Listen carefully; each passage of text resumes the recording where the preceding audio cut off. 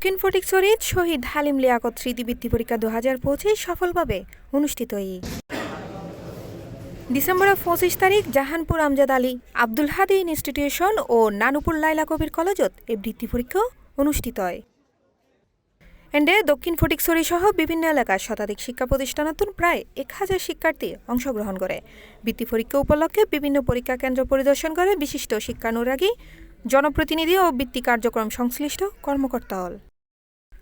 পরিদর্শনকারী ব্যক্তিবর্গের মধ্যে উপস্থিত আছেন Syed Maulana Zainal Abedin, advocate Hamid, UP chairman Ziauddin, Shahid Kaiser, zone পরিচালক কে এম মহিউদ্দিন, উপনিয়ন্ত্রক আসিফুল ইসলাম, উপপরিচালক মিজানুর রহমান, সাব্বির রহমান সহ আরও বোধকিও। শহীদ হালিম লিয়াকতের স্মরণে দেশের বেসরকারি সর্ববৃহৎ বৃত্তি শহীদ হালিম লিয়াকত স্মৃতিবৃত্তি ফটিকছড়ি দক্ষিণ জোনের পরিচালক আমি কাজী মোহাম্মদ মহিউদ্দিন। 1000 শিক্ষার্থী শতাধিক প্রতিষ্ঠান থেকে অংশগ্রহণ করেছেন। বাংলাদেশব্যাপী দেশের সর্ববৃহৎ বৃত্তি শহীদ হালিম লিয়াকত স্মৃতিবৃত্তি পরীক্ষা অনুষ্ঠিত ফটিকছড়ি দক্ষিণ জোনের দায়িত্বপ্রাপ্ত আছি। আর সার্বিক পরিস্থিতি সকালে যে দিলাম উৎসবমুখর পরিবেশে শিক্ষার্থী উপস্থিত হয়ে এই পরীক্ষাটা 2000 সাল থেকে চলমান, প্রতি বছর ধারাবাহিকভাবে অনুষ্ঠিত হয়ে আসছে অত্যন্ত সুন্দরভাবে।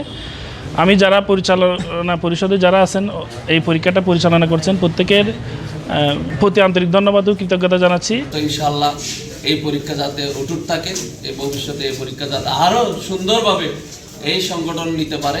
হৈরাহির দেশের অন্যতম বৃহৎ বেসরকারি বৃত্তি কার্যক্রম শহীদ হালিম লিয়াকত স্মৃতিবৃত্তি 2025 চলতি বছরে সারা দেশত একযোগে 179 কেন্দ্র 51,766 জন শিক্ষার্থী অংশগ্রহণে অনুষ্ঠিত।